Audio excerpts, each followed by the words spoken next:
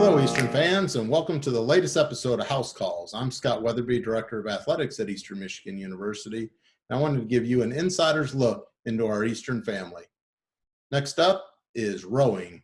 All right, let's welcome to House Calls, checking in on our Blocky family, and today we're checking in with rowing, and excited to have our head coach, Kemp Savage, with us, and I don't know if I missed the memo or if somebody misguided him, but he looks like he's ready to go to the IPSY Awards. Coach, they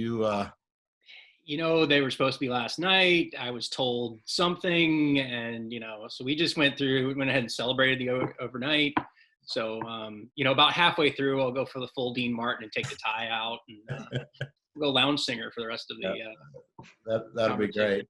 So we've got Mary Hemgesberg, and she's from Michigan. She's a sophomore, probably one of our better all-around athletes. Pound for pound, she probably beats everyone in the room, including possibly me, which is scary. I didn't know that. Close.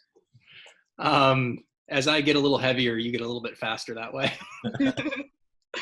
And then we have Haley Dutton, who's from Wisconsin and is a senior currently,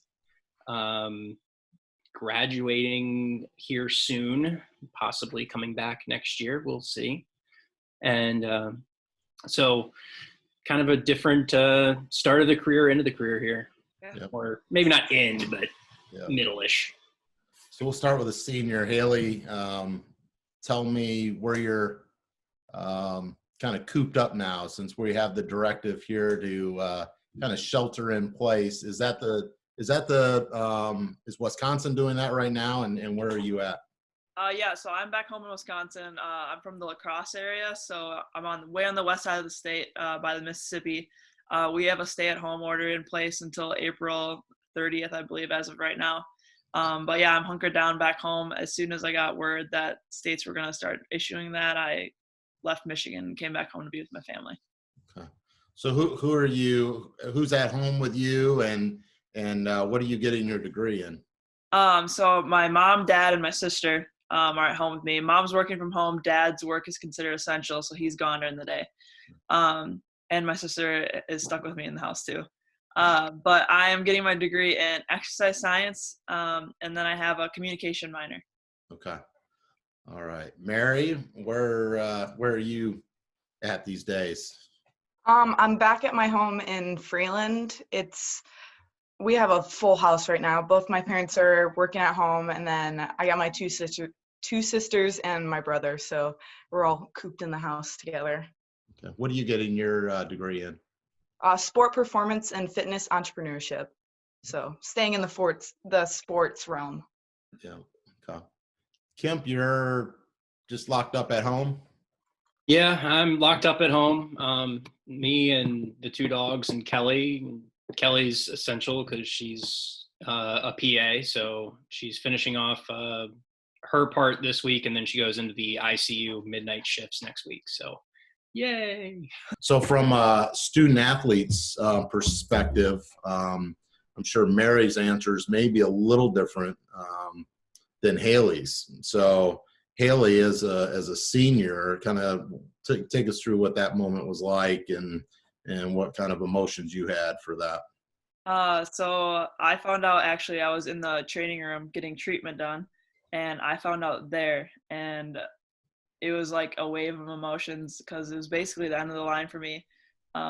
So instantly, when I read Kemp's email, I instantly started crying because I didn't know what this meant. I've put in 4 years, and this was like our year, and basically everything got turned upside down, and I didn't know how to react or process. So me and a couple of group of seniors, we went to the boathouse, and we just sat on the dock for a couple hours and just talked it out, felt it out, like this is it for us. And so we went there one last time.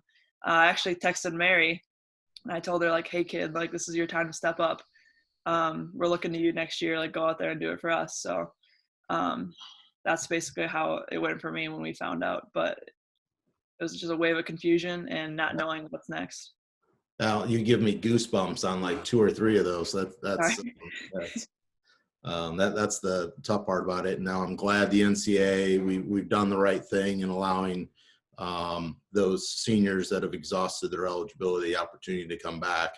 Now, who will take advantage of it? What does it look like? Those are the things over the next few weeks we got to figure out. Because I think you're right. I think Kemp has told us all along that he felt as strong about this team as anybody, any team he's ever had. And to get that ripped away must have been tough. Mary, tell me from a sophomore's perspective and knowing you still had opportunity to compete, but what was that like?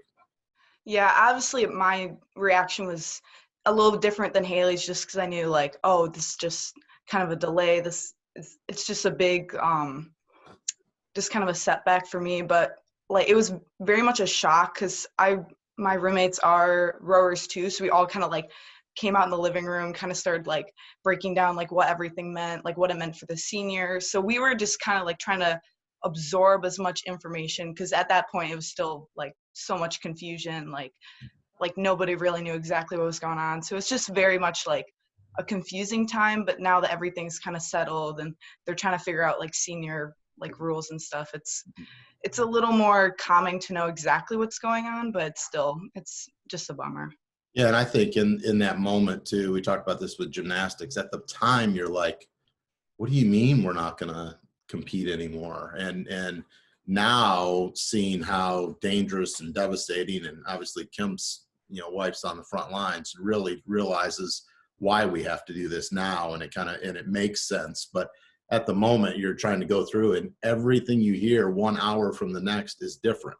And I think that's the challenge of I've got to communicate to coach, and then coach has got to communicate to you, and usually there's a breakdown there, or by the time you get the information, something else has changed. So it's been unique. Mary, tell us about the transition from online classes or in-person classes to online, and how that's gone, and how different that's been for you. Well, I kind of got lucky in the fact that my teachers wanted to keep it very face-to-face. So we've been doing a lot of online stuff, because I know there's been other classes that have just converted straight to online. But I have like a routine, like my classes are like the same time online, and homeworks, they've kind of lightened up on homeworks. I think they understand it's not the same environment. They can't expect like the same as they normally would. So it's been a lot easier than I thought, but obviously not an ideal situation. Yeah. Haley, you're used to kind of structure, right? You're used to, I'm going to work out here, I'm going to go to class here, I've got homework here, I've got whatever your schedule look like. How have you adjusted now being at home, and how has that transition from in-person to online been for you? So I already had one online to begin with, and the next thing I know, I have 3 online classes. So it was definitely an adjustment. Still working on it. I honestly, I don't have a schedule like I used to, like Mary. My functioning is more of 12 to 12. It's definitely changed from being up at 5 a.m. to being up at noon and then functioning. But like Mary said, like your coach is shaking his head. He knows I know. It's the 12 hours of sleep that's just impressive. Like, I can do a hard 9 and maybe 12 if it's a really big day, but like 12 to 12, that's a solid amount of sleep. Oh, that's funny. But yeah, no, it's been an adjustment. The homework it's about the same. Like, it's a work in progress with the teachers too, because just like they don't know what they're doing as much as we don't either. So it's just finding that happy medium, I guess, right now is what it's been going to. Back to Ypsilanti, back to Ypsilanti, where I come.